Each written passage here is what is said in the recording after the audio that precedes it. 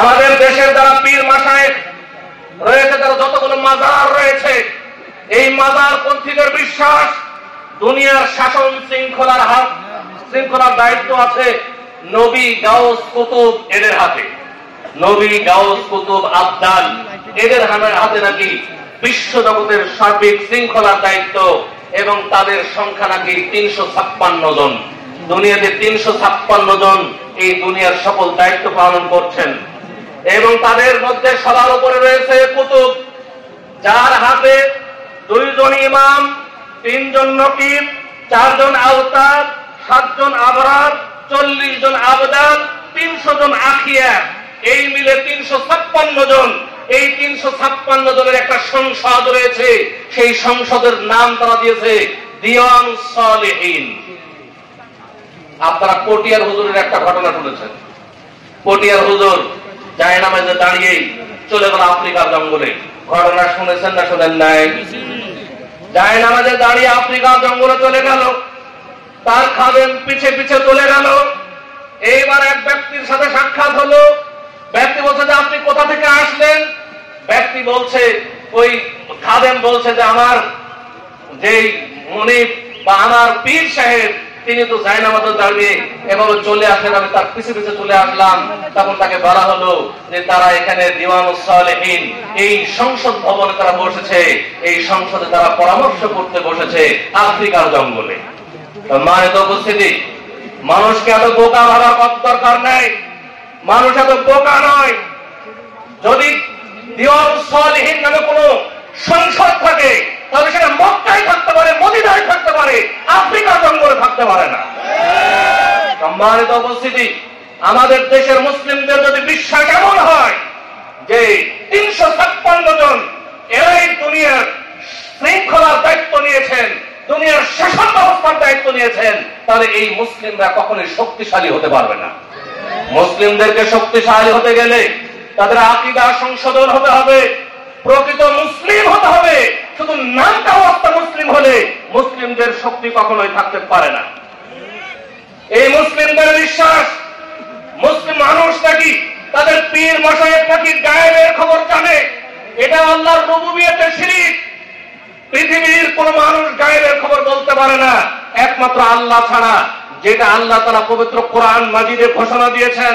আল্লাহ বলছেন ওয়া ইনদাহু মাফাতিহুল গায়বি ইল্লা হুয়া, আল্লাহর নিকটে রয়েছে গায়েবের চাবিকাঠি, আল্লাহ ছাড়া কেউ গায়েবের খবর জানে না।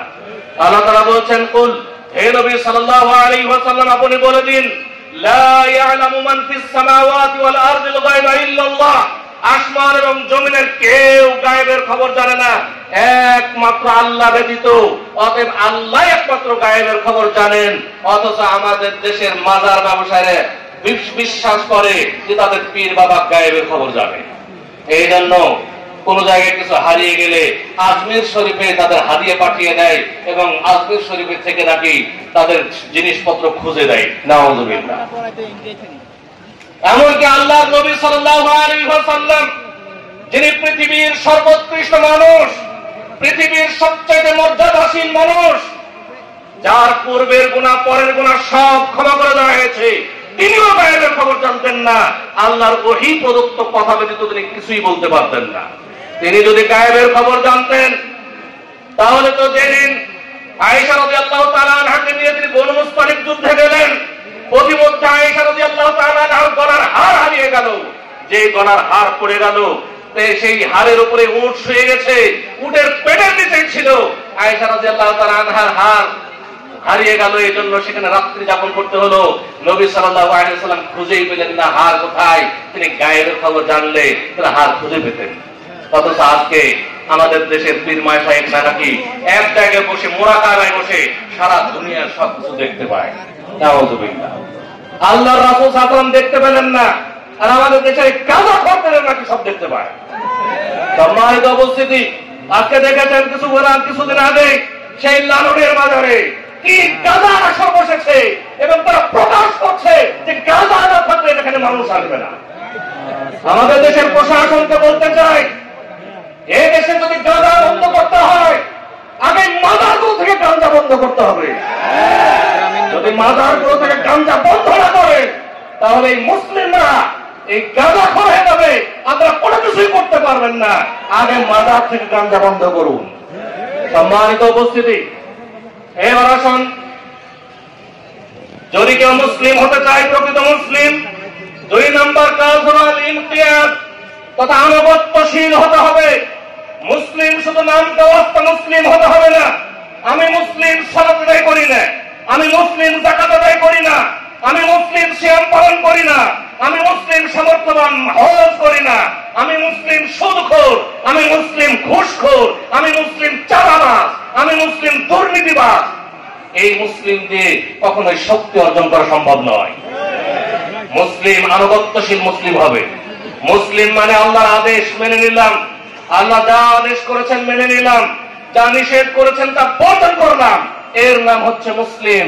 মুসলিম কখনো ঘুষ খেতে পারে না, মুসলিম কখনো সুদ খেতে পারে না, মুসলিম কখনো জেনা করতে পারে না, মুসলিম কখনো মিথ্যা কথা বলতে পারে না, মুসলিম কখনো চাঁদাবাজ হতে পারে না, মুসলিম কখনো দুর্নীতিবাজ হতে পারে না, মুসলিম কখনো টেন্ডারবাজি করতে পারে না। সম্মানিত উপস্থিতি, আজকে যারা বিভিন্ন জায়গায় ক্ষমতা অর্জনের চেষ্টা করছেন, সতর্ক হবেন। আল্লাহ তাআলা ক্ষমতা দেওয়ার মালিক, আবার ক্ষমতা ছিনিয়ে নেওয়ার মালিক আল্লাহ। যে কোনো মুহূর্তে আল্লাহ ক্ষমতা ছিনে নিতে পারেন। অতএব জনগণের উপরে অত্যাচার জুলুম করবেন না, ইনসাফ কায়েম করবেন, আদালত কায়েম করবেন। আজকে প্রশাসনকে বলবো, আপনারা যদি ইনসাফ ঠিক না রাখেন, আদালত ঠিক না রাখেন, ন্যায় পরায়ণতা ঠিক না রাখেন, তাহলে কখনোই এই দেশ শক্তিশালী হবে না। সম্মানিত উপস্থিতি, আজকে মুসলিমরা দেখেন সুদখোর, ঘুষখোর, বিভিন্ন হারাম খাদ্য খাচ্ছে। আজকে মুসলিমদের মধ্যে বিভিন্ন হারাম খাদ্য, যেমন মাদকতা, এমন ভাবে ছড়িয়ে পড়েছে আজকে সব জায়গায়, সকল এলাকার যুব সমাজ বিভিন্ন ধরনের মাদকাসক্ত হয়ে গেছে।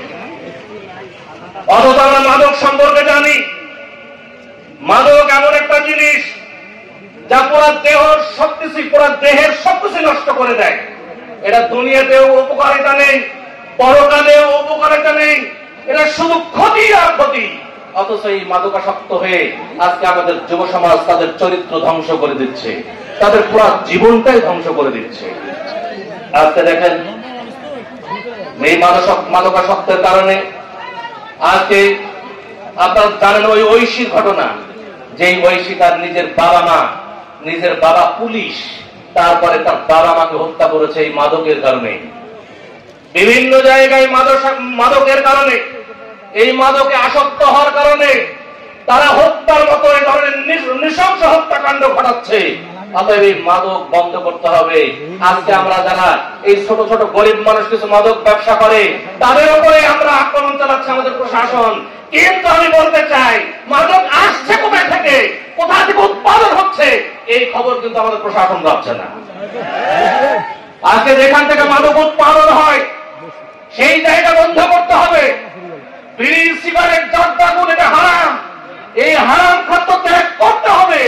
যদি হারাম ত্যাগ করতে না পারেন, তাহলে আপনি কিসের মুসলিম? আপনার দ্বারা কিসের শক্তি অর্জন হবে মুসলিমদের? রাসূলুল্লাহ সাল্লাল্লাহু আলাইহি ওয়াসাল্লামের জামানায় মাদক হারাম ছিল, মদ হারাম ছিল। তার প্রথম জামানায় যখন মদকে হারাম ঘোষণা করা হলো, মদের হারামের আয়াত নাযিল হলো, তখন একজন সাহাবায়ে কেরাম পাবেন যে সাহাবী একদিনের জন্য বলেছে, একবারের জন্য বলেছিলেন যে ঠিক আছে মাদক হারাম, মদ হারাম, আজকে খেয়ে আর খাবো না, কালকে থেকে আর খাবো না। এই কথা কেউ বলেছেন? বাবার বাড়িতে যতটুকু আছে ততটুকু খেয়ে আর খাবো না, এই কথা কেউ বলেছিলেন? এই কথা কেউ বলেননি। সাহাবায়ে কেরামের কানে যখনই এসেছে মদ হারাম, যার বাড়িতে যত মদ ছিল সব মদগুলো নিয়ে এসে রাস্তায় ঢেলে দিল। হাদিসে এসেছে সেই দিন মদিনার গলিতে গলিতে এত মদ ঢালা হয়েছিল যে মদিনার রাস্তা দিয়ে মদের স্রোত বয়ে গেছিল। এমনকি মদের যেই পাত্রগুলোতে মদ রাখা হয়েছিল সেই পাত্রগুলো ভেঙে ফেলা হয়েছিল। মদের পাত্র যদি না থাকে, মদের পাত্র দেখলেও হয়তো বা মাথায় আসতে পারে যে এই পাত্রে মদ থাকতো, মদের নেশা থাকতে পারে, এই জন্য মদের পাত্র পর্যন্ত ভেঙে ফেলা হয়েছে। এমনকি এমন ইতিহাস পাবেন কিছু সাহাবায়ে কেরাম মনে করলেন যে অল্প কিছুক্ষণ আগে তো মদ পান করলাম, এখন তো মদ হারাম হয়ে গেল, মদ হারাম যে কিছুক্ষণ আগে যে মদ পান করেছি এটা আমার পেটের মধ্যে আছে, এটা তো এখন হজম হয়নি, অতএব আমি আমার এই পেটের মধ্যে হারাম খাদ্য থাকতেই পারে না, মদ থাকতেই পারে না। মুখের মধ্যে হাত ঢুকে বমন করে দিয়েছেন যে তাদের পেটে কখনো মদ থাকতেই পারে না। অথচ আমি যতই বক্তব্য দেই না কেন, এখান থেকে বের হয়ে এই মজলিসে যারা আছেন তাদের অনেকেই মদ পান করবেন। এই ধরনের মানুষ অনেক আছে। বিড়ি, সিগারেট, জর্দাগুল হারাম। আপনি যদি জান্নাত পেতে চান, আপনি যদি প্রকৃত মুসলিম হতে চান, অবশ্যই এই হারাম ত্যাগ করতেই হবে। কিন্তু যতই যাই বলে ঠিক, যতই বলেন একটু পরে কিন্তু সিগারেট ধরবেন পাশে যায়। অনেকের পকেট যদি সার্চ করা হয় এখনই সিগারেট বের হবে। আমাদের দেশের মুসলিমরা সাহারি খাই সিগারেট দিয়ে, ইফতার করে সিগারেট দিয়ে।